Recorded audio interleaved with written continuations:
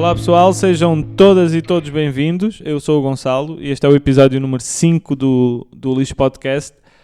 Quero começar por agradecer a toda a gente que ouviu e partilhou os outros episódios, a vocês o meu obrigado, e anunciar que o Lixo já está finalmente disponível no Spotify. Por isso já sabem, para todos aqueles que utilizam o Spotify, podem ouvir e seguir o Lixo também por lá. Todos os links estão na descrição do episódio. E para quem tiver uma conta premium no Spotify, é possível fazer o download do episódio, ouvir quando estiverem offline, se ainda for possível hoje em dia estarmos offline. Podem ouvir no ginásio, por exemplo, quando estão a cozinhar, quando estão a preparar o almoço ou o jantar, ou de manhã. O Lixo também é muito bom ao pequeno almoço. Enquanto estão por casa a fazer as lides domésticas, enquanto aspiram a casa, o barulho do aspirador pode ser incomodativo por vezes, por isso podem colocar uns headphones, ouvir o Lixo no Spotify, assim apenas os vossos vizinhos se incomodam com o barulho do aspirador. Continuando, quero ainda agradecer à Free Project em Vila Real de Santo António por ter disponibilizado o espaço para a gravação do episódio e por todo o apoio que sempre deram ao Lixo desde o início do podcast. A todas e todos que fazem parte da Free Project, o meu obrigado. E falando ainda da Free Project, dia 26 de outubro, o Grupo Coração Doce, juntamente com a Free Project, apresentam mais um bailarico metaleiro. Isto não se chama bailarico metaleiro, sou eu que invento este nome, mas vai haver concertos dos Villain Outbreak, dos Shadowmare, duas bandas algarvias de metal que vêm a tocar a Vila Real, e ainda Fear DJ Set, por isso já sabem, dia 26 de outubro, na Fábrica Coração Doce, em Vila Real de Santo António. Villain Outbreak, Shadowmare, Fear DJ Set, a entrada são 5€. Apareçam, tragam amigos, amigas, apoiem estes eventos locais para que no futuro possam continuar a existir. E também para quem gosta de música pesada e não conhece estas bandas, é uma excelente oportunidade para os verem ao vivo. Agora, seguindo para o episódio 5 do Lixo, o meu convidado é o Pedro Pires. O Pedro trabalha na Câmara Municipal de Castro Marim, na área do património cultural, mas mais do que isso é um nerd, um apaixonado por tudo o que é a história, e em específico a história de toda esta zona do Baixo Guadiana, que é uma zona com uma história muito rica, uma mistura de raças e povos que ao longo dos tempos passaram e por aqui foram deixando a sua marca e por aqui foram ficando, e foi disso que falámos, para além de termos falado sobre ele, como foi crescer, de como é viver aqui nesta zona, de onde vem o gosto dele pela área da história e do património, e a importância que tem a defesa e a recuperação do nosso património cultural e da nossa história, entre outras coisas. Foi uma excelente conversa, uma verdadeira aula de história, mas o melhor mesmo é ouvirem o episódio até ao fim, por isso fiquem comigo, com o Pedro Pires, e o episódio número 5 do Lixo Podcast. Obrigado a todos por ouvirem e eu volto no fim.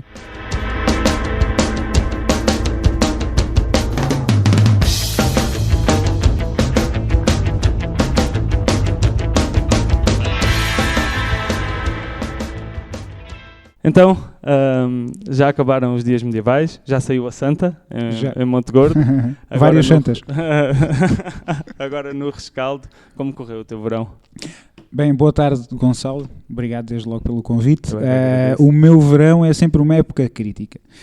Enquanto muitas pessoas gostam de vir para o Algarve para passar férias, férias em agosto, os meus verões dos últimos anos têm sido bastante trabalhosos, sobretudo por causa dos dias medievais. Sim. Correu muito bem, foi um sucesso mais uma vez, apesar de algumas contingências que acabam por atrasar o trabalho, não é?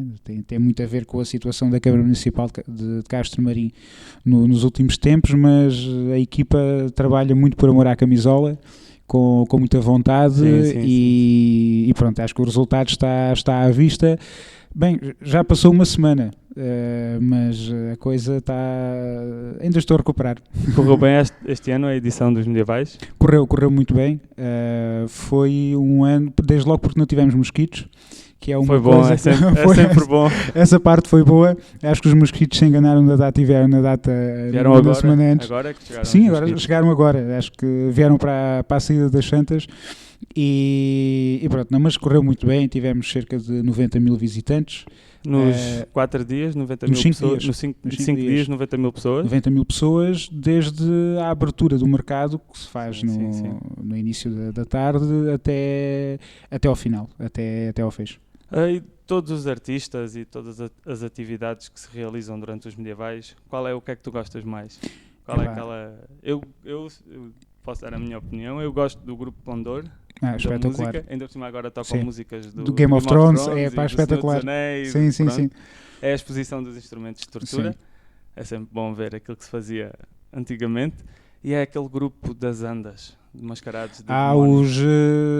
Olha, posso estar aqui a cometer um erro, mas acho que são os ou Ouroboros ou os Entracte. Acho que é Ouroboros, sim. Exato. E tu?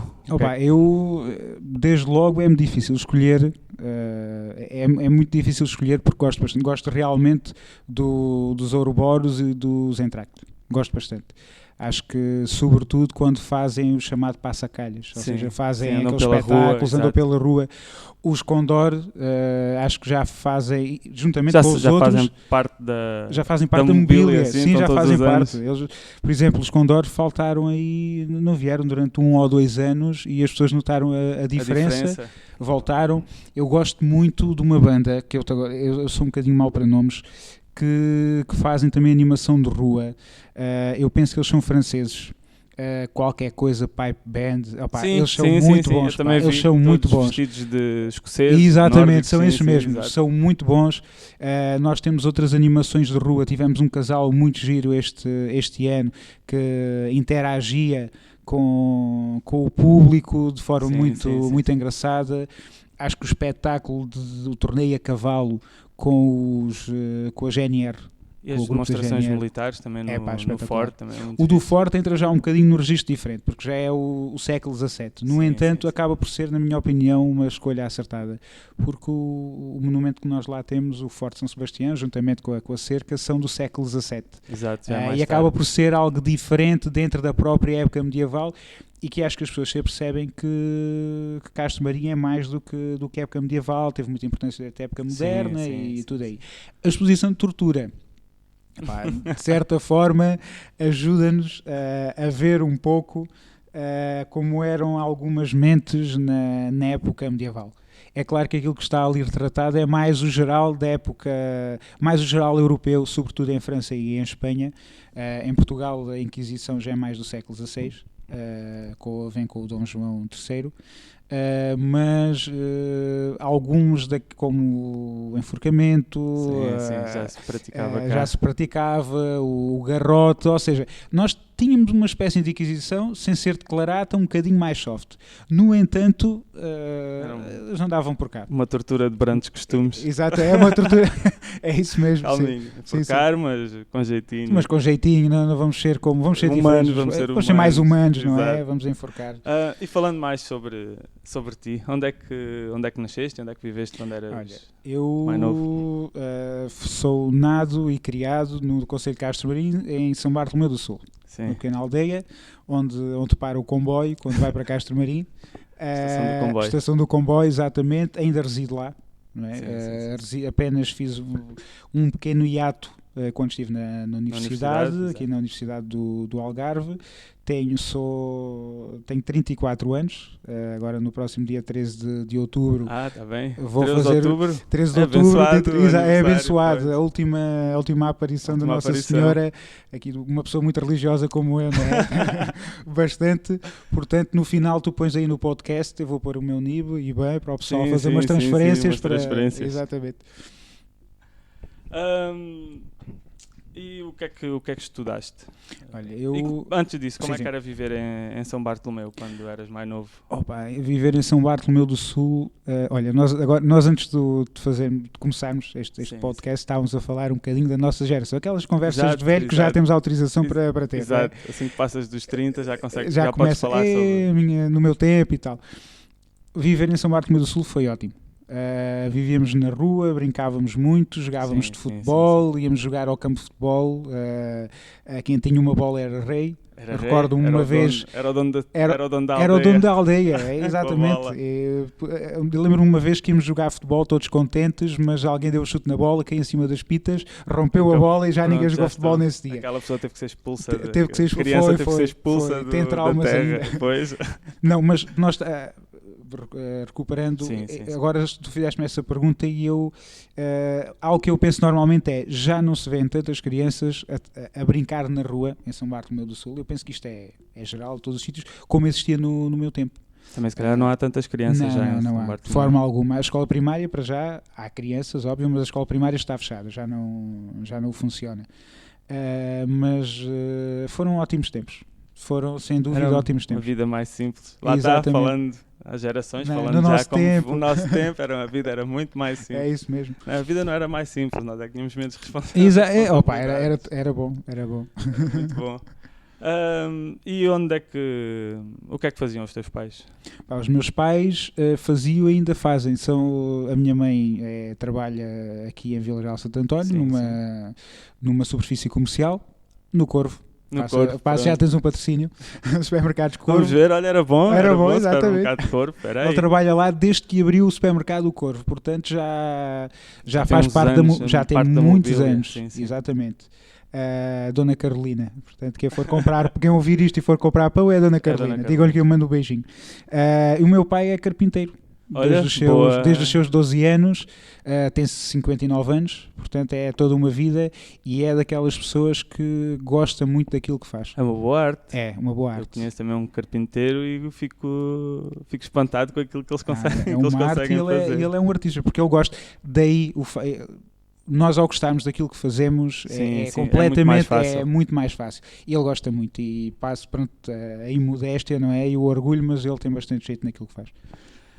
E tu depois estudaste, tu tens um gosto pela história e pelo património. Tu estudaste, o que é que te levou a estudar essa área? Onde é que estudaste? Estudaste na escola primária em São Bartolomeu? A primária em São Bartolomeu do Sul, depois fui para a C+S de Castro Marim, depois vim aqui para Vila Real de Santo António. O meu gosto pela história começou logo na C+S. Sempre gostei. Foi uma disciplina que normalmente os miúdos ou não gostam de matemática ou não gostam da história. Às vezes brinco um pouco e digo que é quase a matemática com letras, porque muita gente não gosta da história, infelizmente. E ultimamente tem sido muito maltratada, mas enfim. Mas eu sempre gostei muito de história. Eu tive uma professora e agora tenho feito algumas visitas a Castro Marim com essa professora Rita Pires, e eu digo sempre, ela é uma das responsáveis por eu gostar de história. Sabia ensinar e sabia cativar, e foi muito importante. Claro, como os outros professores de história, a professora Ana Paula Chagas, é verdade, aqui na secundária, lembro-me bastante. Em Vila Real Santo António, e foram elas, entre outros professores de história, que foram bastante importantes na escolha da minha área. Eu devo confessar uma coisa. O património cultural foi a licenciatura que eu tirei na Universidade do Algarve, não era a minha primeira escolha. Eu gostava muito de psicologia. Querias ir para psicólogo? Exatamente, eu queria ir para psicólogo. Agora era um dos muitos. Um doutor, exatamente, psicólogo, provavelmente. Também é que quer as suas batatas fritas. Exatamente. Com todo o respeito. Com todo o respeito, claro. Mas gostava, mas não entrei porque não tinha média. E ainda bem. Ainda bem, porque entrei a património cultural. Tive a oportunidade, os amigos que fiz lá continuam a ser os meus amigos, o meu grupo de amigos continua a ser o pessoal de património cultural, mesmo os professores que conheci, ainda hoje continuamos a ter uma relação bastante próxima, e depois continuei a dedicar-me mais dedicada à parte da história. Sobretudo comecei a trabalhar então para a Câmara Municipal de Castro Marim, primeiro aliás para a empresa municipal de Castro Marim durante quase 8 anos, agora na Câmara Municipal de Castro Marim. Tirei entretanto uma pós-graduaçãozita na Lusófona de Património Cultural e Material, na Lusófona, mas sem equivalências. E agora estou neste momento a desenvolver a dissertação de mestrado em História e Património, novamente voltei à Alma Mater, voltei para a Universidade do Algarve. Agora que devia ter juízo, A voltei. estudar novamente. Exatamente. Antes de passarmos para a história, eu queria falar contigo. Tu tens um bisavô que combateu na Exatamente. Primeira Guerra Mundial. Como é que conta lá um bocado dessa história? Eu, infelizmente, não tive a sorte de o conhecer. Sim, sim. Ele faleceu em abril de 84, o meu avô Narciso, e eu nasci em outubro de 84. As histórias que eu conheço são as histórias em segunda mão, contadas exatamente pelo meu avô, filho dele, pela minha avó, pela minha mãe, que me contavam algumas histórias, e depois tinha lá, e chamava-me a atenção a fotografia dele, que eu tenho lá em casa, e que todos têm, fardado, que é algo muito raro. Ele foi um soldado raso, sem grande importância. Normalmente nós encontramos essas fotografias nos coronéis, nos tenentes, nas altas patentes. E ele fez questão de tirar a fotografia, já depois de voltar da guerra, sobreviveu, e chamava muito a atenção. Com o centenário, com a aproximação do centenário da Grande Guerra, eu comecei a tentar saber um pouco mais sobre ele. Curiosamente soube que ele tinha contado algumas histórias a outros netos, ao meu primo, o Toy, que me contou algumas histórias. Eu sabia que ele passou por muitas dificuldades, como todos naquela altura, exatamente. Passou frio, eles iam preparados, comiam aquilo que encontravam, peles de batatas, sobras de outros. Na sobrevivência, exatamente. E depois, com este aproximar do centenário, eu procurei desde logo ter a folha de registro militar e descobri que ele tinha sido prisioneiro militar. Sim, porque ficaram cerca de 400 a 500 prisioneiros militares portugueses. Não, muitos mais, pá. Muitos mais. Eu sei que da companhia dele sobreviveram muito poucos dos 600 que existiam, porque ele estava na infantaria de Beja. O meu avô Narciso é da zona de Beja. Eles eram cerca de 600 e sobreviveram 200. Ele estava na linha da frente quando... Foi mesmo uma chacina, os portugueses lá. Quando se deu o ataque por parte das tropas alemãs, ele foi capturado. Eu recentemente, através do arquivo digital, e que está disponível online, da Cruz Vermelha, soube que ele tinha estado... qual era o campo de concentração onde ele esteve. Agora estou aqui a tentar recordar nomes alemães, é sempre complicado de lembrar, mas estamos a falar de milhares de quilómetros, centenas de quilómetros do local onde ele foi capturado. Esteve lá ele foi capturado a 9 de abril de 1918 e depois embarcou para regressar em janeiro de 1919. Foi solto e chegou a... Não foi, eles depois, houve o cessar-fogo, eles muitas vezes não sabiam de nada do que se passava. Exato. E ele depois foi solto e chegou, se não me engano, 19 de janeiro de 1919. Desembarcou no Northwestmiller. O nome do barco não me esqueço. Northwestmiller. E recordo-me, e isso foi contado já mesmo pela minha mãe, pela minha avó, na hora dele, que ele foi dado como desaparecido, ninguém sabia nada dele, portanto, fizeram-lhe aquilo que fizeram muitos portugueses desaparecidos, fizeram-lhe o funeral. Exatamente. Portanto, foi um espanto quando ele regressou, juntamente com outros. É aquelas histórias de pensar que a pessoa está morta e de repente aparece. Exatamente. E falando aqui da nossa zona de Castro Marim e do Baixo Guadiana, qual é a nossa história aqui nesta zona enquanto espécie humana? Quem foi o povo que se assentou aqui pela primeira vez? De onde é que veio? A evolução até aí ao fim do Império Romano. Bem, nós podemos falar que... Eu vou falar sobretudo do caso... Nós, quando hoje olhamos para... Normalmente eu faço visitas guiadas em Castro Marim, dou um exemplo para quando falo das fortificações, e isso adequa-se a muitos casos. Nós, quando olhamos para a nossa geografia atual, temos de ter consciência que ela alterou ao longo dos séculos. O rio encostava ali a Castro Exatamente. Marim. Castro Marim, por exemplo, é uma pequena península.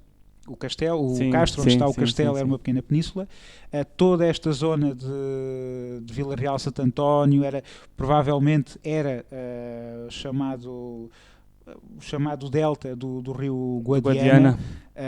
E que estaria cheio, portanto, Vila Real não existiria, provavelmente nem existiria a base onde está hoje em dia Vila Real de Santo António. Era água. Exatamente, a própria entrada nesta zona faria-se ou pela zona abaixo da Ayamonte, através de umas pequenas ilhas barreira, ou então na zona de Cacela. Rias Formosas, Reserva Natural de Sapal Caxari, não existia nada tal como nós o conhecemos. Portanto, o registro que nós podemos encontrar mais antigo desta zona foi feito até ao momento em Castro Marim. Estamos a falar de uma ocupação da época fenícia. Castro Marim, que era Baia Azuris naquela altura. Já antes da influência romana. Exatamente, estamos a falar do tempo dos fenícios. Nós estamos a falar do século VIII antes de Cristo.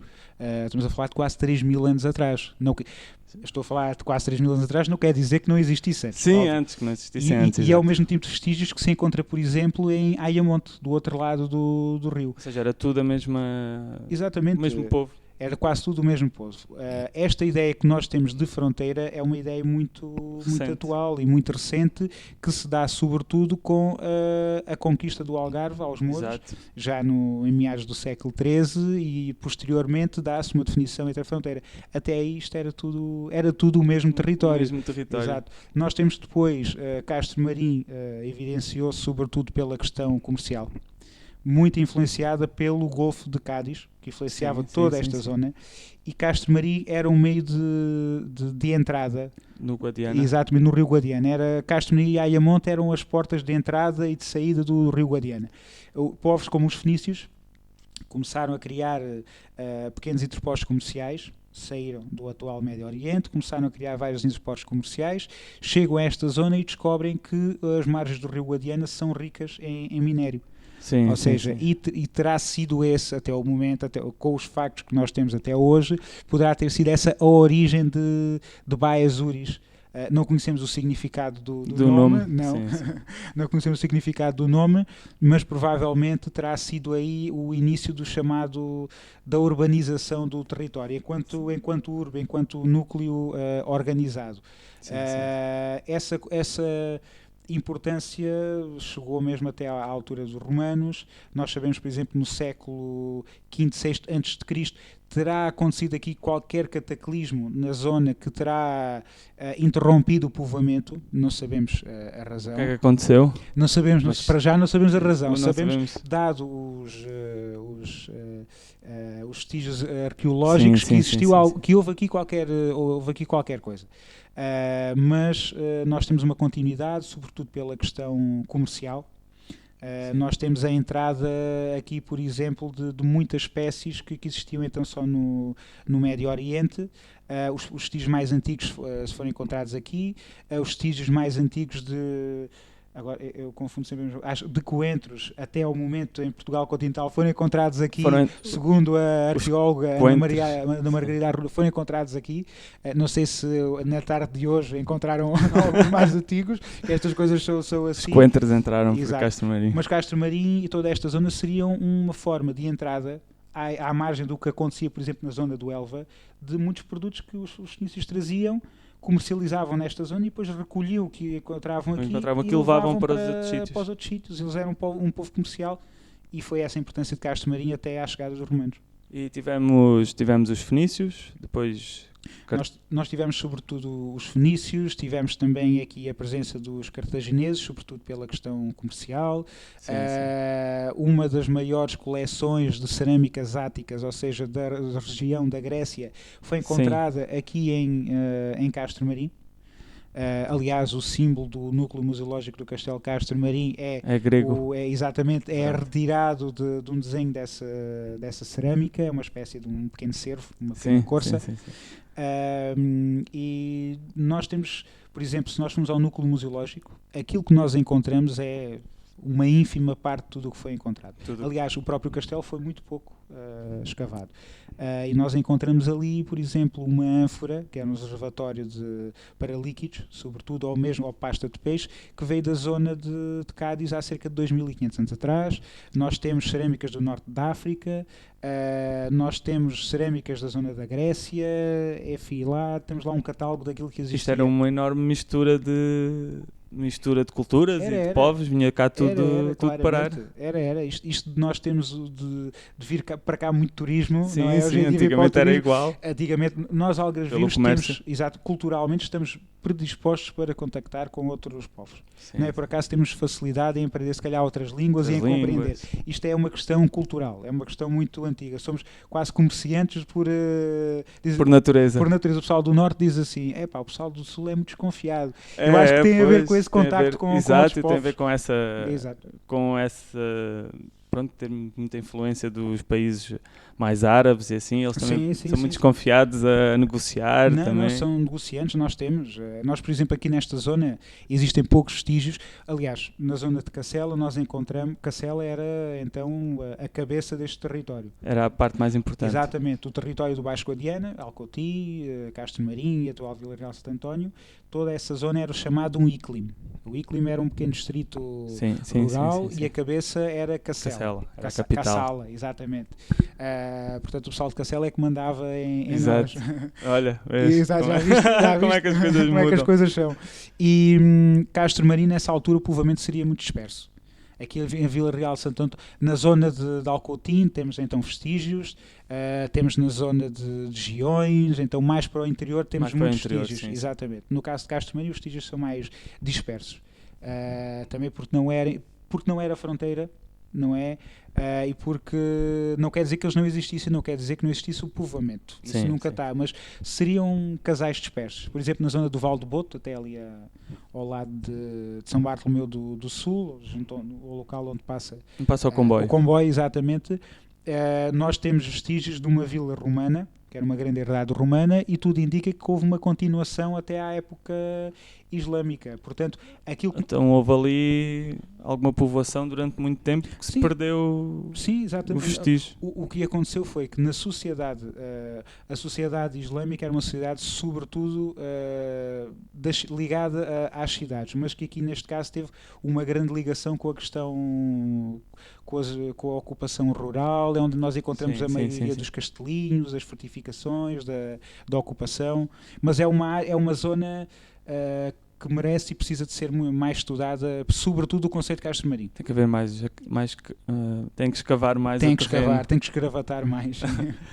E falando dos romanos, qual era, principalmente dos romanos, porque nos dias de hoje e na nossa sociedade, os romanos são a cultura mais antiga que mais nos influenciou. Sim, até hoje, línguas, estráduas, própria economia. Por sua vez foram muito influenciados pelos gregos. Pronto.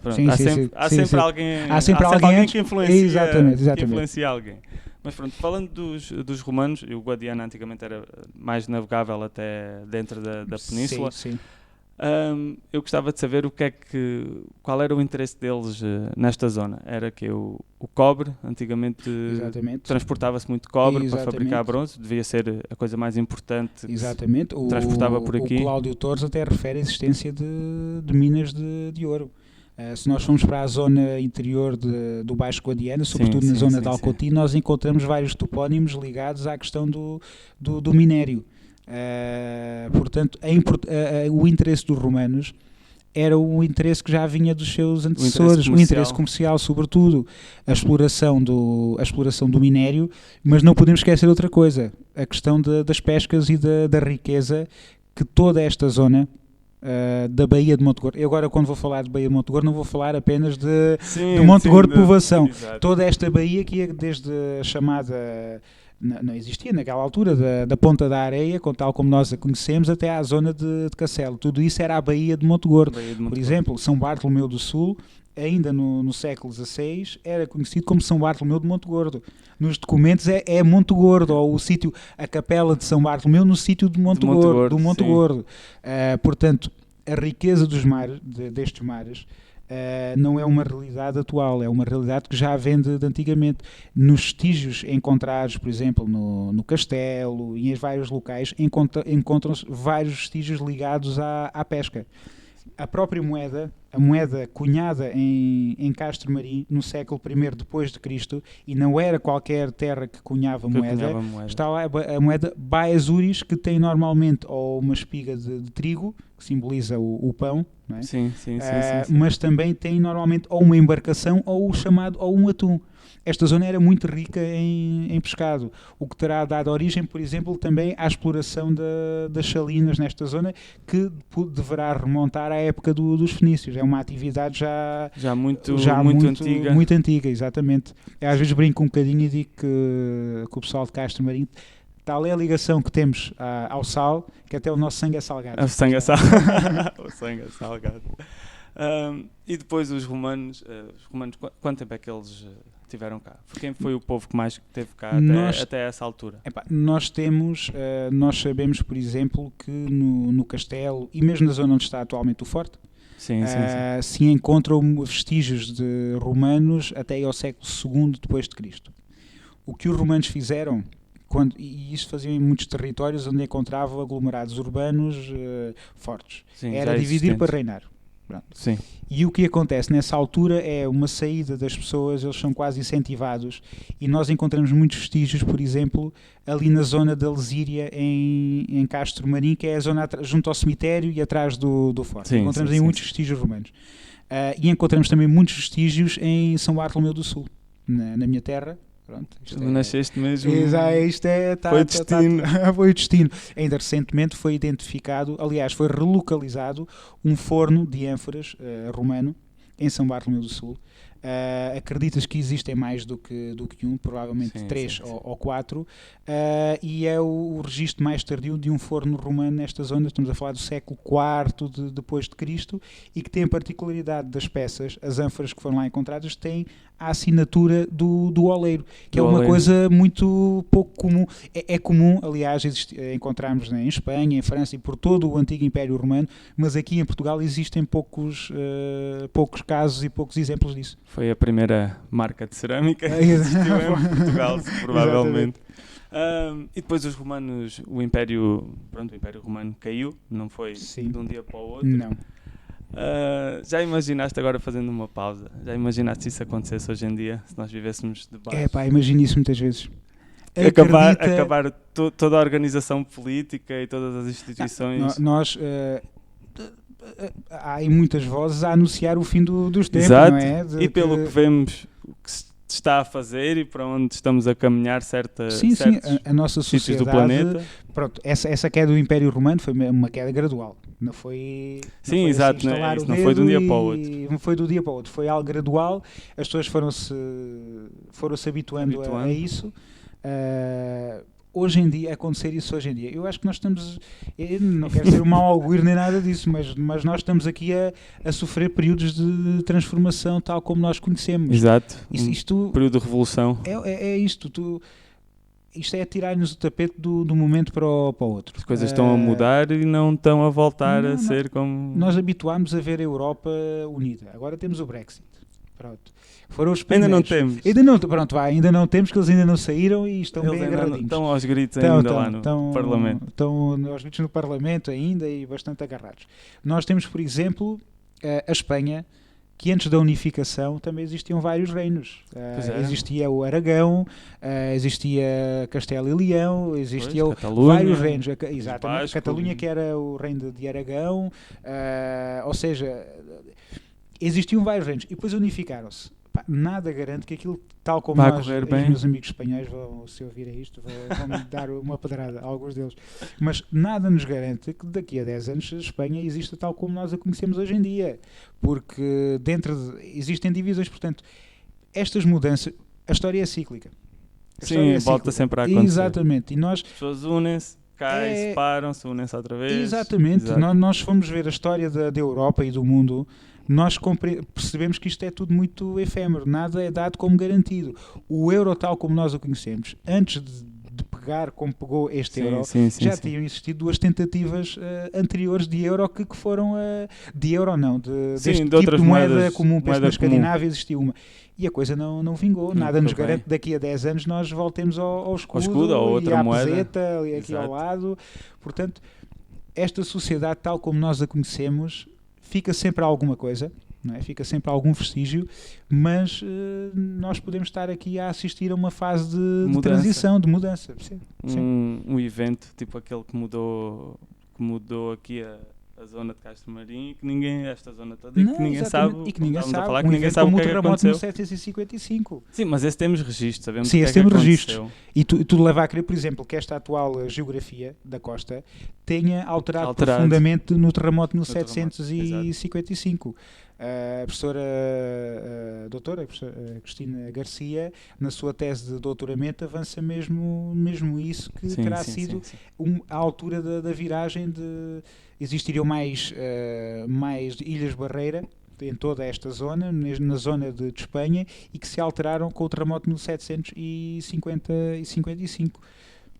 Pois, o ano passado, há 2 anos, quando houve aqueles furacões, aquelas tempestades que agora entram por aqui, o mar desceu e ali na zona de Ilha Antilha encontraram uma estrada romana, junto, dentro, num sítio que durante todo o ano está sempre coberto de água. Sim, exatamente. Ali existia um sítio de passagem que antigamente a água teoricamente não chegava ali. Que não chegaria, por exemplo, temos Balsa, que agora está que está a ser finalmente escavada com sondagens, e esperemos que seja. Ainda há pouco tempo falava com um amigo meu que é da Luz de Tavira, que diz que o grande sonho dele, ele é historiador de arte, que o grande sonho dele era poder escavar em Balsa. Ele diz, pronto, não sabe se conseguirá escavar, mas pelo menos que o filho dele tenha essa oportunidade, caso não tenha juízo como o pai e tudo, e se dedica à parte da história e da cultura. Pelo menos já houve algum avanço. Já, e é o princípio daquilo que era muito importante descobrir. Balsa era uma cidade bastante importante, e grande parte dela acredita-se que está debaixo de água. Que está debaixo de água. Portanto, esse exemplo que tu dizes, por exemplo, a zona de Vila Moura, também grande parte dos vestígios romanos estão alagados, estão debaixo de água. Pois houve uma subida do nível do mar. Sim. Lá está a história repete-se outra vez. Está a se repetir. Estes eventos meteorológicos, este aquecimento. Nós sabemos que desde a criação do mundo nós tivemos já idades do gelo. Sim, é totalmente diferente. A própria atmosfera mudou muito. E nós sabíamos que mais cedo ou mais tarde voltaríamos a entrar numa nova idade do gelo. Agora, não se esperaria que estas alterações fossem tão rápidas como estão a acontecer. E é aí que o homem tem influência. Depois os culpados somos sempre nós, é o pior animal, é o pior bicho. E continuando a nossa conversa, o Império Romano caiu, pronto, e a seguir? Castro Marim, nessa altura, ainda era Baezuris? Nessa altura, tudo leva a crer que fosse Baezuris. Não sabemos se continuaria com esse topónimo de Baezuris. Sim. Castro Marim e toda esta zona apresentam vestígios da continuidade na ocupação. Na altura, na chamada alta Idade Média, que aqui é ao contrário. A alta é a primeira e a baixa é a posterior. E tudo indica que houve uma continuidade, mas é um período que se conhece pouco até ao momento, e que este território acaba por registar mais conhecimento, sobretudo a partir da conquista do Algarve. Já os portugueses já tomavam apontamentos do que é que está a acontecer. Já nas crónicas que valem o que valem. A crónica que nós temos da conquista do Algarve são sempre feitas da parte de quem ganha. Exatamente, e a seleção dos documentos que chegam até nós também é feito com o interesse de alguém. O que é que se pode partilhar para o futuro, o que é que não se pode partilhar. Exatamente. Mas pronto, o Império Romano caiu, Castro Marim continua a ser base. Quem foi os povos a seguir até à conquista portuguesa, até aos árabes? Antes dos portugueses foram os árabes. Quem é que os povos que ficaram, caiu o Império Romano, foi logo a conquista muçulmana? Nós temos ali um hiato e um período entre o Império Romano terá ali caído, séculos IV, V depois de Cristo. Nós temos depois a chegada dos povos, dos chamados povos bárbaros, não é? Até o século VIII, em 711, quando se dá a entrada e o início da conquista da Península Ibérica por parte dos exércitos do norte de África, dos muçulmanos, não é? Portanto, temos ali 2-3 séculos onde os povos que de certa forma, o que mudaram foram as cabeças, não é? Porque as pessoas continuavam, aqui houve uma continuidade, exato, não é? O povo é sempre o mesmo, quem muda é quem manda, quem manda tem é mais que, poder. exatamente, quem manda é que, portanto, nós quando falamos da ocupação islâmica e tudo isso, o que mudaram basicamente foram as elites, porque Pois, o povo continuava a ser o algarvio. continuava o mesmo. Portanto, o que nós tivemos foi, à luz de todo do resto do território, uma ocupação feita pelos chamados povos bárbaros. Os povos do norte da Europa. Sim. E depois Exatamente. foram expulsos pelos muçulmanos quando houve a invasão. Sim. Depois os portugueses vieram descendo por aí abaixo. Isso já foi depois, isso já é muito depois. Quantos anos, quem foi o povo a seguir ao Império Romano? Normalmente acho que a história divide-se em duas partes, não é? Antes do Império Romano, depois do Império Romano. Nós temos o antes de Cristo e o depois de Cristo. Pronto, é isso normalmente, mas pronto. Exato. Pronto, quem foi os povos que ficaram mais tempo cá depois? Foram que os árabes? Os portugueses já estão, pelo menos estamos nós tivemos aqui os romanos, nós estamos a falar, anos. se fizermos as contas, nós tivemos os árabes que chegaram aqui em 711, sim. Que em Portugal foram expulsos definitivamente em 1250, mais coisa, menos coisa. Com a conquista do Algarve. E com a conquista há quem lhe chama ocupação. Também ocupação, pois. Isto é tudo muito dúbio, porque a história é contada pelos vencedores. Exatamente. Aquilo que quando se fala quase como uma guerra santa, quase de conquista aos mouros, por assim dizer, aquilo basicamente o que aconteceu foi uma substituição daquilo que existia por outro. Chegaram e os outros, está bem, a gente vai embora e vocês. Por exemplo, existia o culto católico aqui nesta zona. Sim. Muito próximo àquilo que nós hoje conhecemos como os católicos ortodoxos. Mais fechadinhos. Exato, mais fechados, completamente diferente daquilo que nós conhecemos hoje em dia.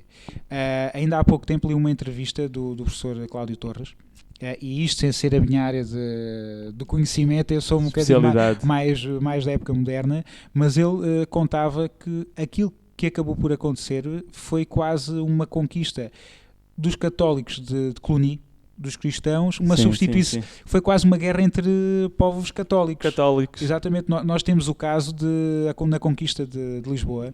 O bispo de Lisboa, o bispo católico de Lisboa, foi morto pelos cruzados. Temos isto. Os vestígios que nós temos de templos católicos desse período que existiam, porque eles coabitavam, tinham de pagar um impostozinho, não é? Mas coabitavam, eram de certa forma respeitados, depende também do período da ocupação, não é assim tão linear. A ocupação islâmica foi muito conturbada, teve várias fases, mas de certa forma foi quase uma conquista dos católicos, dos cristãos sobre os outros católicos. Ortodoxos. Exatamente, porque nós éramos, a matriz era mais ortodoxa do que aquilo que nós conhecemos hoje em dia. E ainda hoje nós temos muita influência desse mais mentalidade um bocadinho mais fechada, mais fechadinhos. Sim, poderá advir daí, sim. E falando de coisas mais interessantes, houve alguma batalha nesta zona? Esta zona, eu sei que esta zona era muito sensível a ataques piratas, a pilhagens, também povos do norte da Europa, os povos bárbaros. Sim, nós tivemos, há um vestígio, eu penso que há um vestígio de que os vikings poderão ter chegado aqui a esta zona. Pelo menos ao norte da África eles chegaram. E à América também. Exatamente.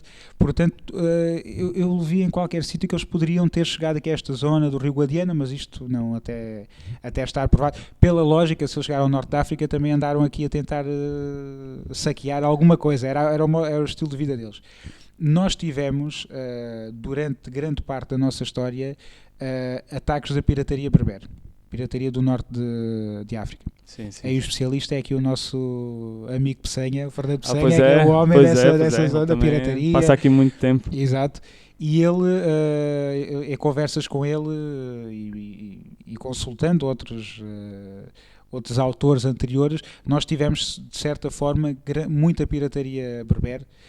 Não é por acaso que a certa altura as costas acabam por ser mais fortificadas do que o interior do território, não é por acaso, nem só por causa dos piratas, mas nós fomos sempre muito, muito limitados. Principalmente, fomos atacados principalmente depois da expansão. Da expansão portuguesa para o norte da África. É que começámos a ser mais atacados aqui nesta zona. Sim. De certa forma retaliavam aquilo que nós fazíamos no norte de África. Exato, depois olho por olho, dente por dente. Nós íamos lá tomar as cidades e eles vinham cá tentar nós tomávamos atacar. As cidades, criávamos novas cidades, novas praças ao longo da costa. Ao longo da costa. Éramos atacados por eles estavam a defender aquilo que era o território que era deles, mas depois também éramos muito atacados aqui por muitos piratas e há vários registros desses ataques aqui nesta zona. E vinham do mar, desembarcavam, matavam, pilhavam, iam-se embora como nos filmes. Levavam escravos e tudo. Até existe uma lenda de Castro Marim, que é a lenda do Moro Vaz, que fala há uma versão que fala de um pescador, outra versão que fala de um moleiro, que é levado, que durante vários anos permanece no norte de África, que é acorrentado a uma arca de madeira, que todas as noites rezava a Nossa Senhora dos Mártires, por acaso até a padroeira de Castro Marim, portanto, rezava, até que há um dia que ele adormece, começa a sonhar que chove muito, que a arca onde ele estava é levada pelas águas, e nisto acorda com um grande trovão e tal como no seu sonho estava realmente a chover muito. O seu dono vem ter com ele, acabam os dois por ser levados pelas águas, alto mar, e depois 3 dias e 3 noites, no amanhecer, chegam a Castro Marim. Não é? É a chamada lenda do Moro Vaz ligada a Castro Marim, e que de certa forma as lendas são o que são, valem o que valem, não é? Tem uma grande riqueza cultural, acabam sempre por ter um pequeno fundo, ponto de verdade. Exato. Aliás, elas surgem para tentar explicar algumas coisas que o povo não consegue explicar. Que aconteceram. Mas de certa forma exemplifica um pouco aquilo que foi a ligação e a relação, essa questão da pirataria, enfim. Em relação a grandes batalhas, nós aqui nesta zona, foi sempre uma zona, principalmente quando estivemos em guerra com Espanha, era uma zona muito secundária. Éramos quase a periferia da zona que normalmente era escolhida para os ataques, que era a zona de Badajoz e de Elvas. Que era a zona que era mais rica. Não era só por ser mais rico, é que era mais fácil chegar diretamente a Lisboa, que era o grande objetivo. Pois, a capital, por isso que Elvas é património da humanidade pelas fortificações, e a toda a Europa não encontramos par para pois para era o caminho... Era a primeira linha de defesa para a capital. E era direto, se nós virmos, era direto. Aqui por baixo, pelo Algarve, nós acabámos por ter, para além das nossas fortificações, uma defesa natural. Nós tínhamos o Rio Guadiana, ou seja, imagina o que é passar com um exército, Exato. Com muitos homens. Existia um plano para fazer uma ponte de barcas e para passar um exército de 10 mil homens no início da Guerra da Restauração, mas nunca se concretizou. E depois tínhamos a nossa muralha natural, que é a Serra. A Serra de Monchique, a Serra do Caldeirão. É muito difícil de passar, exatamente, principalmente a pé, naquela altura. Exatamente. Em termos logísticos, material, era isso mesmo. Em termos logísticos, era muito complicado passar. Portanto, daí que fôssemos sempre uma periferia das grandes decisões militares. A grande batalha aconteceu durante a Guerra das Laranjas. Foi no dia 8 de junho de 1801. 1801. Já é quase. Já é quase aqui ao pé. Exato, já é quase no nosso tempo, não é? Nosso tempo. Exatamente, há pessoas que ainda se recordam. E que aconteceu, foi muito curioso, é que já tinha sido decidido cessar fogo entre portugueses e espanhóis, mas naquela altura não existia nem telemóvel, nem não sabiam, e a ordem para atacar esta zona foi dada. Foi um dia de combates, até que por sorte lá chegou o mensageiro. Não chegou o mensageiro. Mataram os canhões de Portugal, daqui do nosso lado. Do nosso lado. Acabaram por matar o chefe da Armada Espanhola. Pararam os combates, mas o objetivo dos espanhóis era voltar a atacar no dia seguinte. Entretanto, chegou então a notícia do cessar-fogo, do Tratado de Paz e Amizade de Badajoz, foi o nome que lhe deram. Portanto, e estamos em paz desde essa altura. Não. Ainda houve mais com os franceses que quiseram conquistar Portugal e tudo isso, mas 1801 foi efetivamente, em termos continentais, a última guerra entre portugueses e e espanhóis. E a presença portuguesa aqui em Castro Marim? Veio com o Dom Afonso III, depois foi ele que mandou construir o Castelo de Castro Marim? Nós em Castro Marim temos a mais antiga epígrafe, lápide em pedra, sim. Que está na porta de entrada do Castelo Velho, porque o Castelo de Castro Marim não é tudo aquilo que nós vemos cá de fora. Exato, aquele quadrangular, sim, com torreões circulares, que não é o traçado original da sua construção. Mas nós temos lá a epígrafe mais antiga em Portugal, que marca uma ação de povoamento. O que aconteceu foi que, com a conquista do Algarve, pela Ordem de Santiago, não é? Sim. Toda esta zona do Baixo Guadiana ficou sobre as ordens e sobre o poder da Ordem de Santiago. O que é que o Dom Afonso III achou, e de forma muito inteligente? Desde logo porque era, depois da assinatura do Tratado de Badajoz, era necessário fortificar a fronteira que tinha sido definida. Com Espanha. Ora, a Ordem de Santiago era uma ordem com origem em Espanha, com uma origem castelhana. Ou seja, não era de confiança. E ele achou que era importante ter na fronteira um castelo que fosse da sua confiança, ou seja, ele desanexa parte daquele território de Castro Marim. Isso origina ali um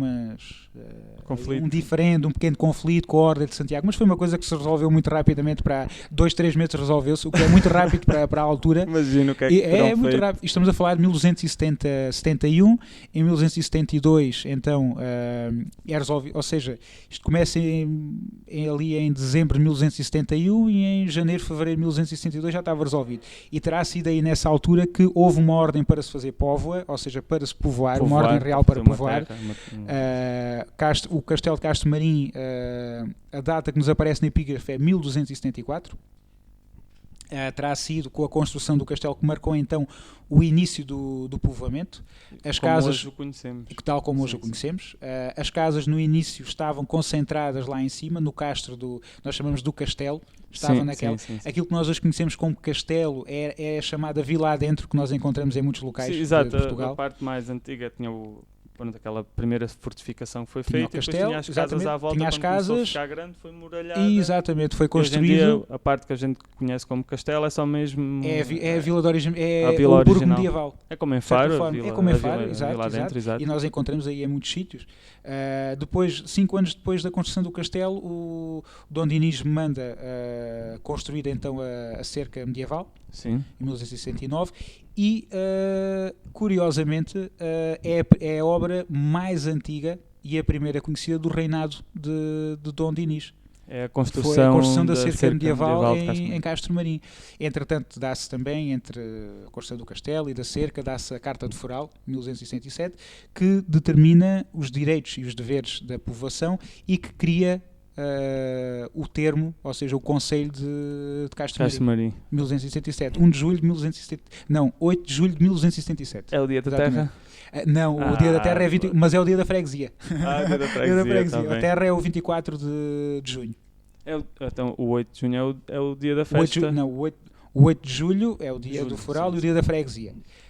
O 24 de junho é o dia da Terra. Mas o dia da grande festa é o 15 de agosto. Só aqui um pequeno à parte. Este dia de 24 de junho foi decidido numa ata camarária, foi em 1975 ou 76. E lá na ata está uma coisa muito interessante que diz que, apesar do dia mais importante da Terra ser o dia 15 de agosto, sim, como o dia já era feriado,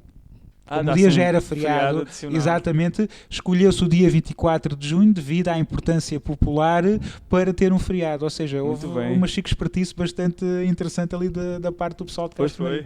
Muito bem, olha, mais um feriadozinho. Isso é que é mesmo a pensar no povo. No bem do povo. E a nível de património, já que temos uma história tão rica com tanto património, qual é o objeto ou o sítio? Eu sei que há centros interpretativos, sim, do tempo pré-histórico. Sim. Qual é o objeto ou o sítio mais antigo aqui descoberto na nossa zona? Aqui na nossa zona isso é uma pergunta complicada de responder. Provavelmente, aqui na nossa zona nós temos vários vestígios, sobretudo na zona de Alcoutim, temos conjuntos megalíticos. E isso estamos a falar da época do Sim, Paleolítico. sim. Portanto, até ao momento, até a ver, e pelo menos que eu tenha conhecimento, estes são os vestígios mais antigos. Não é nenhuma catedral, não é nada. Aliás, eram catedrais daquele tempo. Exato, a religião deles e Sim. aquelas... Eu não gosto, eu tenho um amigo meu e ele não gosta que eu diga que aquilo são pedras. Pois, ele não gosta. A minha namorada, quando vamos visitar esses sítios, lá vamos ver pedras. Ela interessa-se, é muito interessada, mas sabe que eu não gosto. Mas lá vamos ver pedras e calhaus e essas coisas todas. E tem existido alguma evolução ou mesmo uma mudança de mentalidade no que toca à preservação e à recuperação do nosso património? Eu digo-te isto porque é assim, lembras-te do professor José Hermano Saraiva? Claro, sim. Exato. Ele teve 2 programas que veio cá a Castro Marim. O primeiro foi nos anos 90, era o Lendas e Narrativas. Sim, e ele faz um episódio ali e ele critica muito porque havia um trecho da via romana que ligava o Algarve a Lisboa. Sim. E construíram o campo do Castro Marinense por cima e depois a norte aquelas casas todas que fizeram, construíram aí por cima. Achas que isso hoje acontecia? Eu penso que hoje em dia já não acontecia. É claro que continuam a existir atropelos em relação ao património. Muitas coisas nós desconhecemos. Por exemplo, esta relocalização dos fornos em São Bartolomeu do Sul aconteceu por acaso. Porque por desconhecimento do proprietário do terreno, ele começou, não ia construir porque ele não pode construir lá, mas estava a fazer a limpeza do terreno e ao remexer um bocadinho mais na terra, começaram a aparecer cacos. E ele depois acabou por... Alguém viu, não era a intenção dele fazer, porque era mesmo por desconhecimento dele. Alguém viu, até fez uma denúncia e depois a partir daí fez então a escavação em que ele colaborou de forma exemplar, até esteve lá a escavar e tudo, e há pouco tempo confidenciou-me, eu agora gostava era de saber o que é que há aqui por baixo. Exatamente. Exato. Agora, nós continuamos a ter muitos atropelos ao património, infelizmente. Nós hoje em dia supostamente deveríamos ter uma visão diferente, supostamente estamos mais informados, o que não quer dizer que as pessoas sejam mais... há muita informação, mas as pessoas não filtram essa informação. Mas eu acho que hoje em dia isso provavelmente não aconteceria. Nós, quando estamos a falar dessa via romana, estamos a falar... A via romana é o chamado itinerário antonino, seguiria mais ou menos desde Castro Marim até ali São Bartolomeu do Sul, seguia a atual 125/6, estima-se, e depois infletia para junto à costa pela atual linha do comboio. Acredita-se que fosse esse o itinerário que seguia. Não quer dizer que seja ali milímetro a milímetro, mas acredita-se que tivesse sido. Aliás, as vias de comunicação que nós conhecemos hoje em dia são um decalque daquilo que existia anteriormente. Se apanharmos um mapa das estradas da Europa e apanharmos um mapa das estradas romanas, sim, claro que sim. Estão umas em cima das outras praticamente. Exatamente.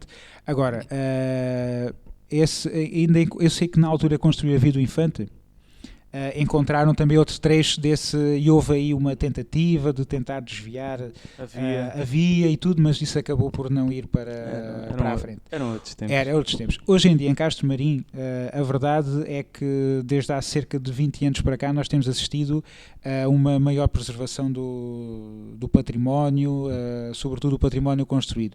Basta lembrarmos que o estado em que estava o Forte de São Sebastião e a cerca seiscentista. Exato, eu já vou falar contigo sobre exatamente. isso. Portanto, hoje em dia a mentalidade é diferente, tem-se evoluído muito, não é um trabalho consumado, não é? É um trabalho constante e que é preciso que as pessoas, por exemplo, que têm agricultura, que fazem obras nas suas casas, que tenham a sensibilidade para muitas vezes perceberem que aqueles vestígios que encontram não são para ser destruídos, mas pode ser importante, mas eles também têm de ter alguma, legalmente também têm de estar protegidos, porque eu percebo alguém que tem uma obra para fazer, não defendo isso, obviamente, mas percebo que alguém que tem uma obra para fazer e tem prazos para cumprir, veja ali que grande empecilho, agora vão parar tudo. Isso nem sempre é assim. muitas vezes faz-se, eu já tive em escavações de emergência, que se faz a escavação para retirar toda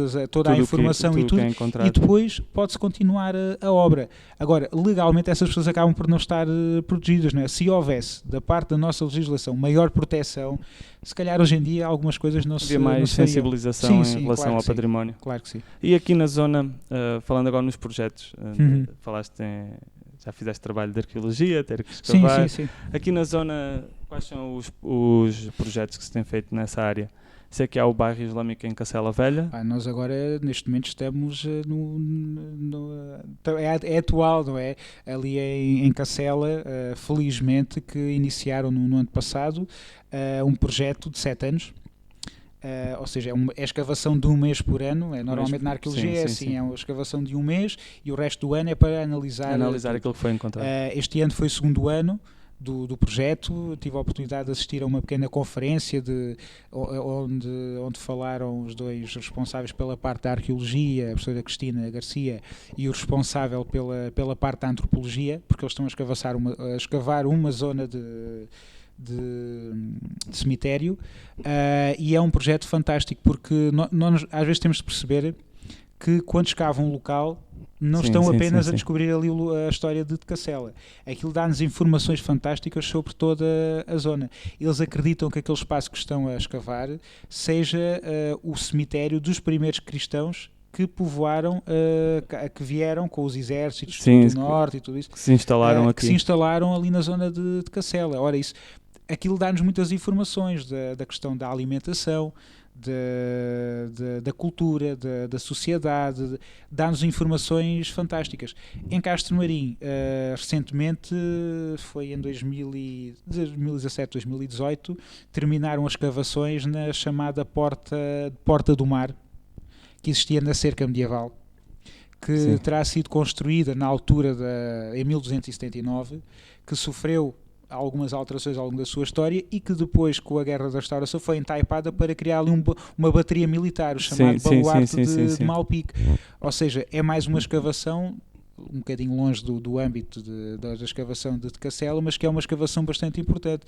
Esta intervenção de salvaguarda e relocalização em São Bartolomeu do Sul foi algo inesperado, não é? Não estavam à espera de encontrar. Também não estavam à espera, mas também foi bastante importante. Portanto, face aos últimos anos, estes últimos tempos têm sido bastante interessantes nessa área.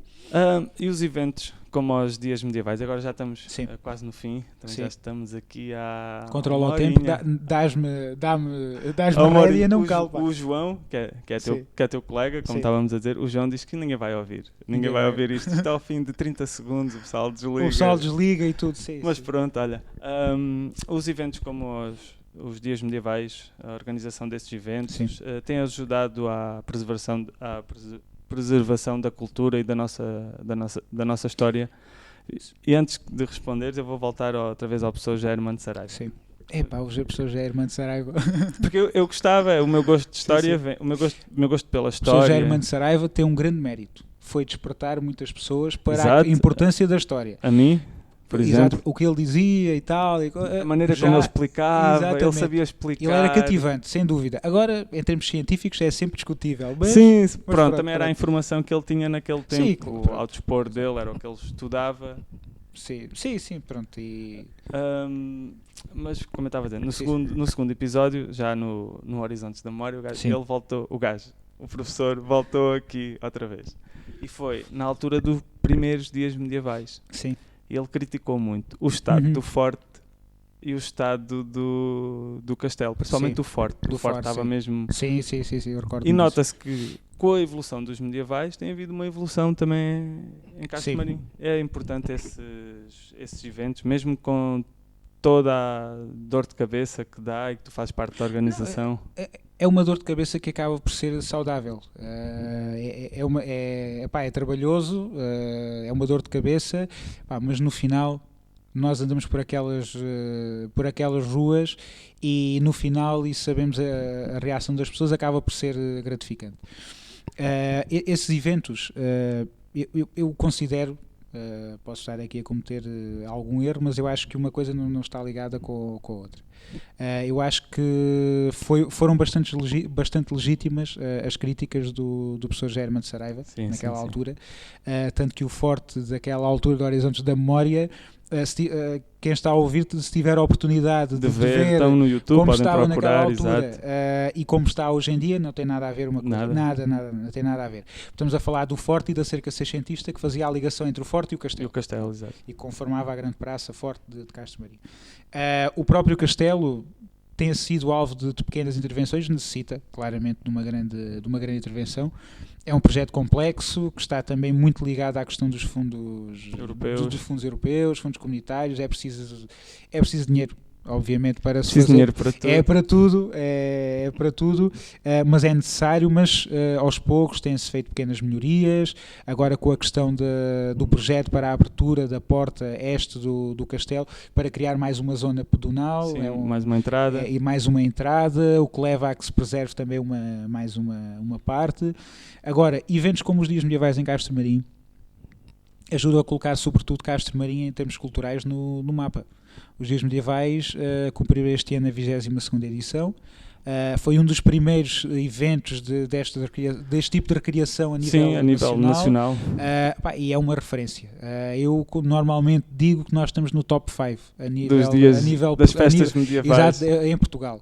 Temos Óbidos, temos Santa Maria da Feira, que é a Liga dos Campeões, e temos Silves, temos Castro Marim, que são dos principais. Castro Marim destaca-se sobretudo, para já temos o castelo. Só aí partimos logo a vantagem. Agora nestes últimos anos, não sei, já não vou lá há alguns anos, mas o de Silves nunca utilizavam o castelo, estava aberto. E aqui o de Castro Marim é muito bom, o castelo exatamente, porque dá logo outro ambiente. Temos quase a divisão entre a zona comercial e a zona mais nobre, zona comercial cá em baixo, a zona mais nobre que é o castelo. Agora, esses eventos colocam Castro Marim no mapa. Os Dias Medievais em Castro Marim e a Sul do Tejo são dos eventos culturais mais importantes do país. Eu coloco normalmente ao nível de um festival F, do qual nós falávamos, de um festival MED. Eu acho que os Dias Medievais levaram mais gente. Falas em 90 mil pessoas. Sim. F, no segundo dia de ordenados, eles disseram que esgotaram 24 mil pessoas. 24 mil por 3 dias, não dá 90 mil pessoas. Não dá cerca de 90 mil pessoas. Mete muita gente. É muito curioso que algumas pessoas visitam Castro Marim. Tu conheces Castro Marim antes dos Dias Medievais e depois dos Dias Medievais. E é uma grande diferença. Não tem nada a ver. Normalmente eu brinco um bocadinho com as pessoas sobre isso. Os visitantes e as pessoas com quem contacto e digo, olha, isto é mais do que o dia e a noite. Agora Castro Marim durante todo o ano é calmo, é pacato, nada se passa. De um dia para o outro houve uma diferença. Eu fui aos Dias Medievais no domingo e na segunda-feira trabalhei, fui a Castro Marim de manhã e já não havia nada. Nada. Parecia que tinham evaporado toda a gente. Exatamente, onde é que está toda aquela gente? Mas em nível, eu acho que as mais-valias dos Dias Medievais são sobretudo na economia local, porque nós temos vários feirantes que são do concelho, desde logo tem um incentivo à participação. Nós temos os próprios estabelecimentos no interior, quer do recinto, quer no exterior. Sim, que traz muita gente, essas pessoas. Exatamente, há uma grande mais-valia. É uma divulgação de Castro Marim, porque as pessoas podem não vir aos Dias Medievais, mas há uma divulgação e as pessoas voltam depois. Há pessoas que vêm durante os Dias Medievais e que voltam posteriormente. Portanto, o ganho é enorme. Era interessante fazer um estudo de impacto dos Dias Medievais em Castro Marim, na economia de Castro Marim e tudo isso. Era muito importante. Mas é para economistas, não é para o pessoal da história. Pois não. A história é mais fácil. Mas pronto, é diferente. Nesse aspecto, pronto, Sim. É diferente. Sim. E qual foi o melhor ano dos medievais? Agora que já passou este ano, foi este que passou? Este aqui é difícil dizer qual foi o melhor ano. Sinceramente é-me difícil. Agora põe-me a pensar. Eu sei que este ano foi um ano em que, por exemplo, a nível dos a minha parte da organização é do mercado medieval, cá em baixo, na vila. Sim. E o nosso, quer o meu colega, pois nós contactamos e fazemos questão de falar com os feirantes para saber qual é a opinião deles, o que é que podemos melhorar, se aquilo resultou, se não resultou e tudo isso. para eles sei que foi um ano fraco. Eles próprios dizem, este ano as pessoas feiras medievais... As pessoas gastaram menos. Gastam menos, é verdade. Este ano as feiras medievais estão um bocadinho mais fracas. Eu acho que este ano foi um ano bom. Eu acho que este ano foi um ano em que nós conseguimos ter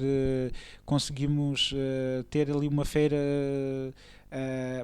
diferente, com mais diversidade. Com mais diversidade, exatamente. Tivemos mais feirantes, nós conseguimos ter feirantes de grande qualidade, conseguimos trazer novamente alguns feirantes de grande qualidade, porque às vezes a quantidade não é qualidade, e às vezes a nossa dificuldade é encontrar pessoas, porque se nós olharmos para os dias medievais há cerca de 10 anos atrás, mas isso tem a ver com... Este ano as pessoas já escolhem, prefiro ir aqui é mais perto de casa, principalmente as pessoas que são do norte. Exatamente, nós temos muitos feirantes. É difícil dizer qual foi a edição que mais gostei ou que menos gostei. Se calhar vou-te dizer, se calhar foi qualquer uma delas até há 8 anos atrás, foi quando eu comecei, porque tinha menos trabalho, estava aqui ao nível do visitante, estava sem stress, estava descansadinho, no castelo e tudo. A beber canecas, exatamente, cerveja. Há 8 anos já tinha idade para isso. Ver. já tinha isso. Mas todos os anos são muito... são importantes. É-me difícil, não é por uma questão politicamente correto, mas não te consigo destacar uma. É verdade. E já que fazes parte da organização, qual é a maior dor de cabeça que tu tens? Assim que chega, tu falaste antes de entrarmos, são 3 meses... 3 meses que levas ali. Qual é a maior dor de cabeça que tens? Este ano foi menos. Este ano, por causa das eleições intercalares, foram menos. Aquilo foi quase 1 mês e meio, 2 meses a fazer o trabalho. Os dias medievais deveriam, para a dimensão que tem já, ter mais planeamento. Ter mais meses de antecedência. Só que o grande problema é que, tirando a coordenação, mas o grande problema é que todos nós trabalhamos nos dias medievais, somos funcionários da Câmara Municipal ou da empresa municipal. Os dias medievais é apenas mais uma coisa durante o ano. Eu, para além dos dias medievais, tenho a parte do serviço de cultura e de gestão dos equipamentos culturais. O meu colega está ligado à parte das taxas, tem o colega que trata das bilheteiras e coordena as bilheteiras, é também responsável, de ter o serviço da cultura e de gestão, ou seja, todos nós temos o nosso serviço. Daí que houvesse necessidade, se calhar, de começar a planear as coisas e tratar as coisas com mais antecedência. A maior dor de cabeça, normalmente o dia mais estressante e mais complicado é o dia antes, que é o dia da montagem. Ou seja, é terça-feira. Neste caso é terça-feira, este ano foi o dia 27. É o dia do ensaio geral. Não é do ensaio, é chegar os feirantes, a levada aos locais para montar, imprevistos de última hora, trocar este por aquele, depois não, aquilo... Afinal este não vem, temos que arranjar outro.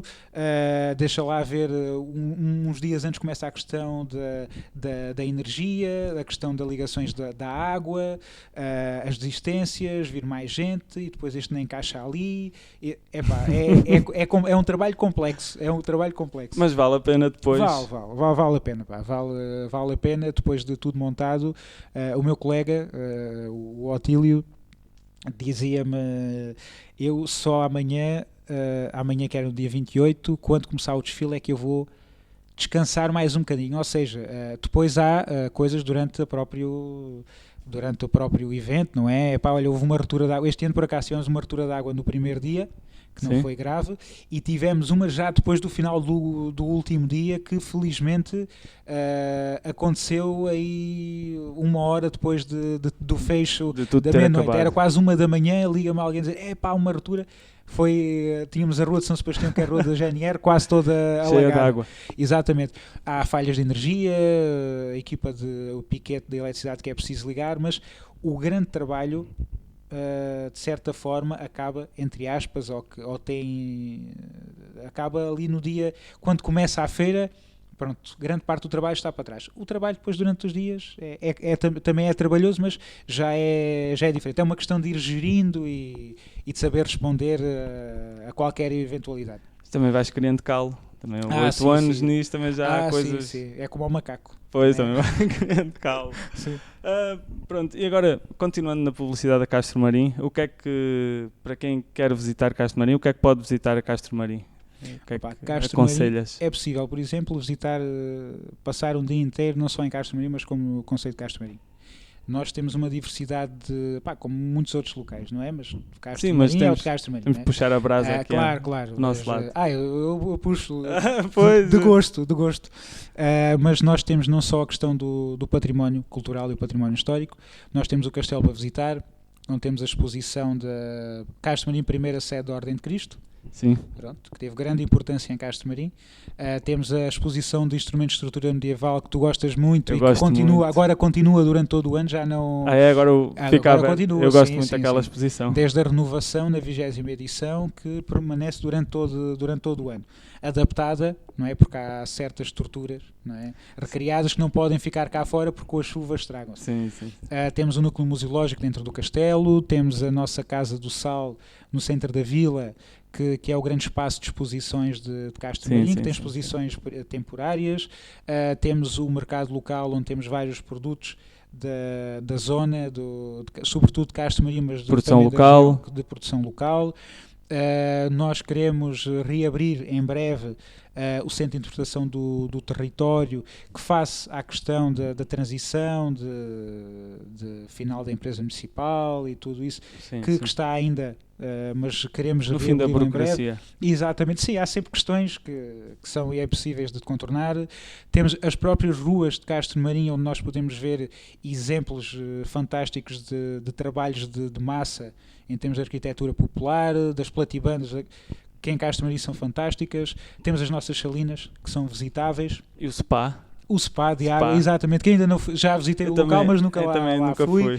É engraçado que as pessoas de Castro Marim, a ligação do pessoal de Castro Marim com o sal é incrível. Quando surgiu o spa, eu recordo muitos comentários de muitas pessoas, porque o pessoal de Castro Marim, até aquela construção daquela variante da estrada Nacional 122, que o trânsito passou a passar, passa a redundância, por fora de Castro Marim.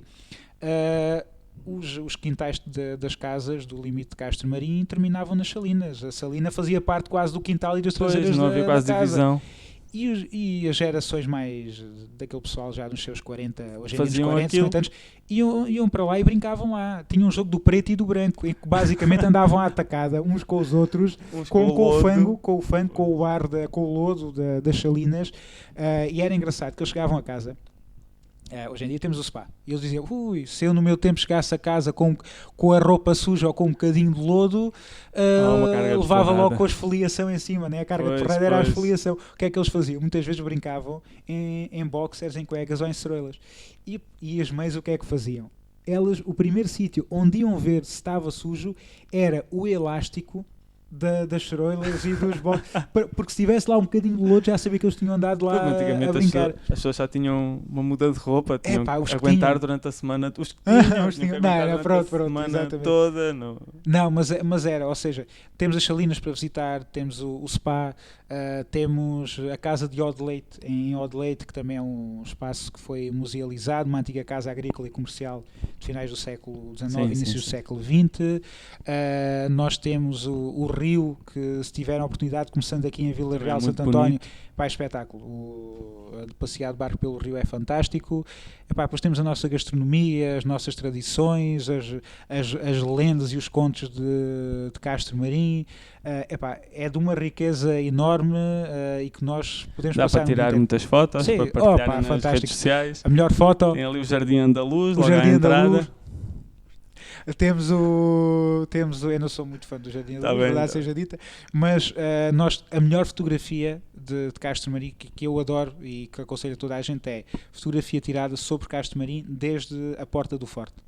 É uma vista fantástica, que nós vemos claramente o castelo, aliás, lá dentro, né? A parte antiga destacada com as casas, vemos a Igreja Matriz Nossa Senhora dos Mártires, que é um exemplar lindíssimo. Pois é. Vemos o Rio Guadiana, vemos a Espanha do outro lado, para mim as melhores fotografias são tiradas daí. Sim, uma boa vista. A melhor spot, agora aqui o melhor spot, como é que é? Antigamente dava para ver, agora ainda deve dar, agora, Sim. dava para ver os sítios do mundo onde havia mais fotografias tiradas pelo GPS. Sim. Então sim. na Torre Eiffel Sim. havia muito, nem se via, porque Sim. cada fotografia que se tirava punha um pontinho em cima da Torre Sim, Eiffel. sim, Então sim. Paris e a zona da Torre Eiffel não se via. Só o Que fim de engraçado. Paris, porque havia tantas fotos Tantas tiradas fotos lá de cima. que o pontinho ia aumentando Sim, sim, diante, ia ficando vermelho, então Paris já não se via. Paris já não se Mas via. isto por dia, ao fim do dia aquilo voltava abaixo. Isso é Deve ser o fantástico. sítio de Castro Marinho Deve ser. com mais eu não sei se é o fotografias. sítio com mais fotografias. Eu já vi. Mas o melhor, Mas na minha opinião é o melhor. Eu fui a Ghent, foi em 2017, e eles tinham lá no mapa turístico um pormenor muito interessante, que eu não vi noutros sítios, que era os sítios aconselhados para tirar fotografias. Achei isso muita piada. Guia as pessoas, ajuda, né, de certa forma. Também ter um bocadinho da espontaneidade, mas é engraçado, quando se tem uma namorada como eu, que gosta muito, que lhe tirem fotografias e tudo isso, tem o azar de ter um namorado que tem pouca paciência para tirar fotografias, mas aquilo ajudou muito. Eu sabia que chegava àquele ponto, olha lá, aqui é um bom sítio, queres que eu tire uma fotografia aqui? Pois.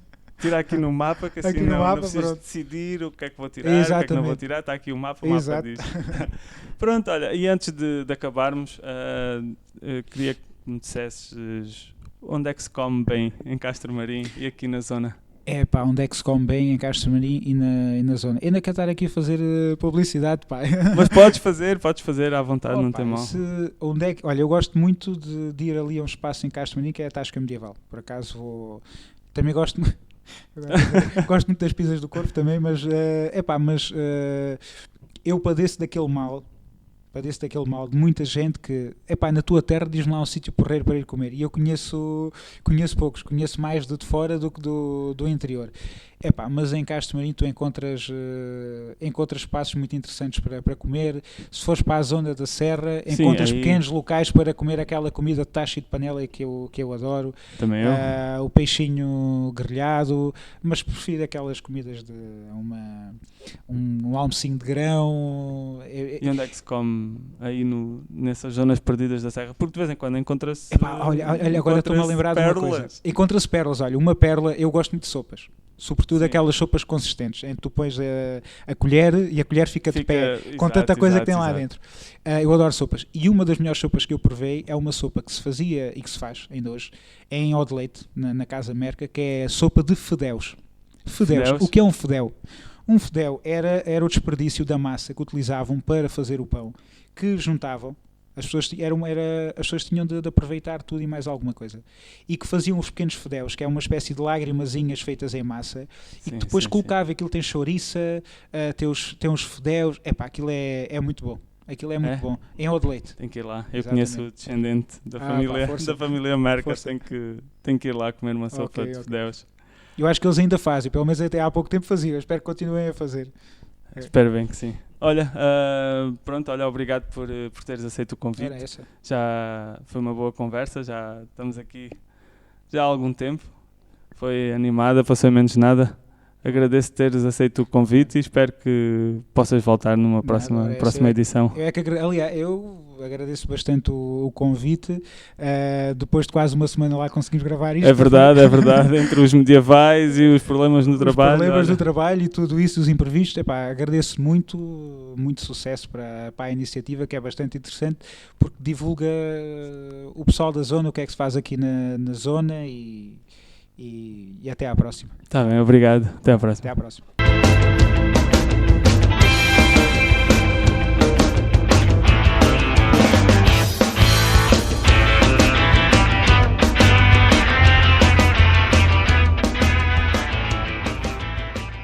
Então, gostaram?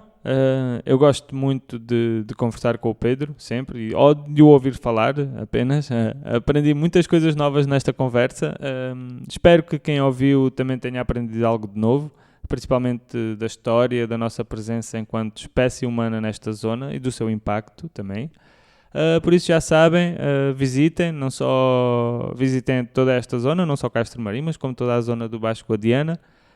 Não se esqueçam de seguir o Lixo nas redes sociais, comentem também, é sempre bom saber a opinião de quem ouve. Todos os links vão estar na descrição do episódio. Eu volto para a próxima. Obrigado a todos por ouvirem.